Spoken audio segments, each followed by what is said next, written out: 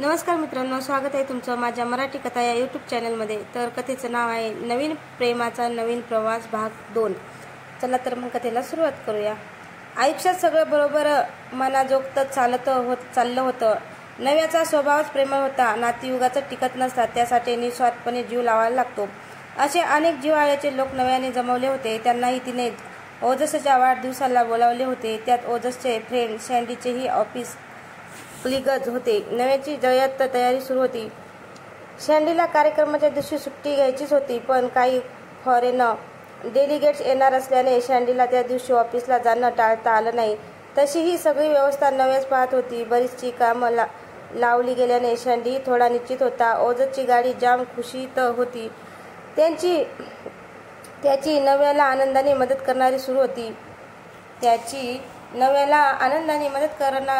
होती। फक्त केकची डिलिव्हरी ऐन वेळेवर सांगितली होती।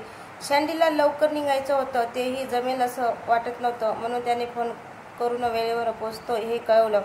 तेवढ्यात केकच्या दुकानातून फोन आला की केकची डिलिव्हरी करायला माणूस अवेलेबल नाहीये, त्यामुळे केकची डिलिव्हरी होऊ शकणार नाही। ओजसचा मूडही तिला सांभाळायचा होता। तिने सगळी तयारी केली आणि लगेच केक घेऊन येते असं ओजसला सांगून निघून गेली।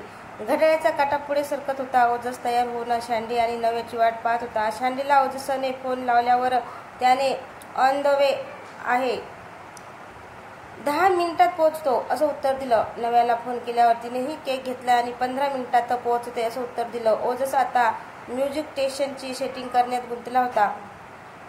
घराच्या एका भागात ओजसची टीन एजर्सची बर्थडे थीम होती, तर दुसरीकडे नॉर्मल मित्रांना कट्टा होता, जेणेकरून सँडी ही एन्जॉय करेल।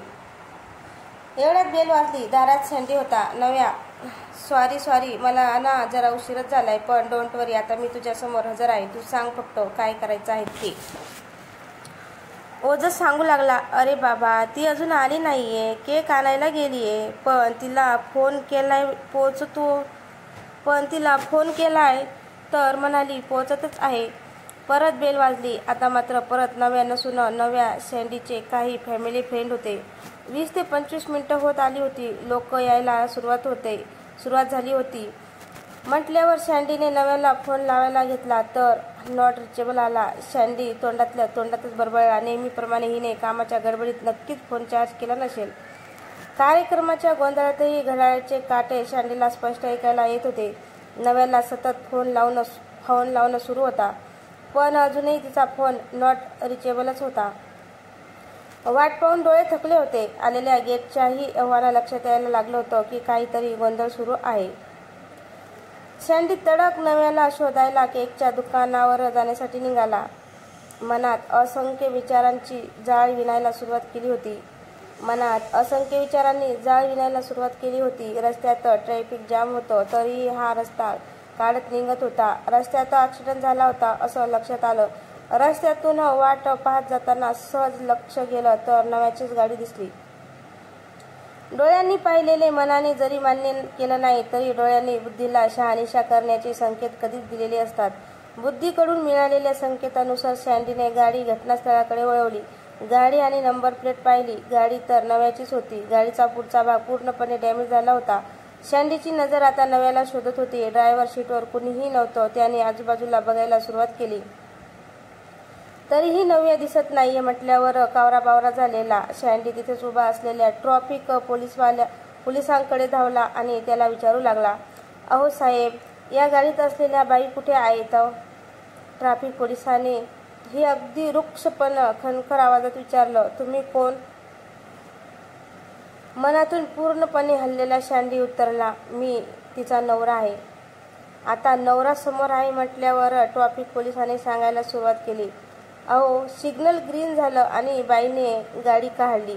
तेवढ्यात पलीकडून एक 12 ते 13 वर्षाचं मूल सायकलवर भद्राव येताना दिसलं। त्याला वाचवावं म्हणून बाईने स्टेअरिंग वळवली आणि जाऊन धडकल्या समोरच्या भिंतीला। माझी ड्युटी ह्याच सिग्नलला होती। मी पाहिलं ना, ते लगेच धावत गेलो। पाहिलं तर बाई अनकॉन्शियस झाल्या होत्या। लगेच ॲम्ब्युलन्स बोलावली आणि हॉस्पिटलला पाठवलं, पण मोबाईल बंद झाल्याने तुम्हाला कॉन्टॅक्ट नाही करता आला। बाईच्या सगळ्या वस्तू पोलिसांच्या ताब्यात आहेत। अजून वेळ आहे म्हणून वेळ कधी निघून गेली हे शँडीला कळलंच नाही. आता मात्र त्याला जाणवत होतं, मी का वेळेवर आलो नाही, का सगळीकडेच नव्याला ग्राह्य धरलं. किमान ही घटना तरी टळली असती असं शँडीला वाटणं स्वाभाविक होतं. पण होणारी गोष्ट काही टळत नाही. इकडे बराच वेळ झाला, अजून शँडीचाही काही निरोप नाही म्हटल्यावर ओजसने शँडीला फोन केला. शँडीच्या आवाजावरूनच ओजसच्या लक्षात आलं, तसा ओजस लहानच होता. शँडीने ओजसला मी आईला घेऊन येतोय असं म्हणून अजय काकाला फोन दे असं ओजसला सांगितलं. शँडीने अजयला त्यांच्या जवळच्या मित्राला पूर्ण हकीकत सांगितली आणि ओजस व आलेल्या गेटला मॅनेज केलं. हे कळून शँडी हॉस्पिटलमध्ये निघाला. डोकं थाऱ्यावर नव्हतं. नीतीने एखाद्याच्या आनंदावर असा घाव घालावा यासारखं दुर्दैवी नव्हतं. ओजसला गोष्टीचा अंदाज येत होता आणि शँडीला नव्याच्या तब्येतीचा अंदाज आल्याशिवाय ओजसला काही कळू द्यायचं नव्हतं. शँडी हॉस्पिटलमध्ये पोहोचला. आधी त्याने नव्याला पाहिलं. नुकतंच नव्याला हॉस्पिटलमध्ये आणलं होतं. शँडीशी बोलून नव्याला इमर्जन्सीमध्ये नेऊन डॉक्टरांचे प्रयत्न सुरू होते. नव्या अजूनही अनकॉन्शियस होती. तब्बल 2 ते 3 तासांच्या प्रयत्नानंतर डॉक्टर शँडीशी बोलला. नव्याच्या फक्त डोक्याला मार लागलाय, कुठेही दुसरीकडे दुखापत नाहीये. CT स्कॅन करण्यात आलंय, म्हणजे नक्की इंजुरी कुठे आहे आणि काय आणि किती प्रमाणात आहे हे कळायला मदत होईल. डॉक्टरांच्या मते अजूनही नव्या अनकॉन्शियस असल्याने तिला शुद्धीवर आणण्यासाठी प्रयत्न करावे लागत होते. शँडी परिस्थिती पुढे आगतिक होता. या सगळ्यात रात्रीचे 10 वाजले होते. आलेले गेस्टही अजून तिथेच होते. कोणाचाही पाय निघत नव्हता आणि शँडीचा पाय हॉस्पिटलमधून निघत नव्हता. ओजस अगदीच हिरमुसून बसला होता. शँडीने घडलेला प्रकार ओजसला सांगितला. तिला काहीही झालं नाहीये, फक्त थोडी शुद्धीवर नाहीये. ती शुद्धीवर आली की मी लगेच घरी येतो. शँडीला ओजसची ही मनस्थिती सांभाळायची होती. घर तसंच बंद करून अजय ओजसला त्यांच्या घरी घेऊन गेला. आता फक्त ती शुद्धीवर येण्याची वाट होती. शँडीही रात्रभर तसाच हॉस्पिटलमध्ये एका बाकवर पडून होता. रात्री सारखीच असते, अंधारही तोच असतो. रात्र ज्या गतीने संपायची असते त्याच गतीने संपणार असते. पण काही प्रसंगी रात्र ही एक पर्व वाटो इतकी मोठी वाटते. तर मित्रांनो, तुम्हाला ही कथा कशी वाटली? कथा आवडल्यास लाईक, कमेंट, शेअर करायला विसरू नका. तसंच चॅनलवर कोणी नवीन असेल तर चॅनलला सबस्क्राईब करा. भेटूया पुढच्या भागात. धन्यवाद.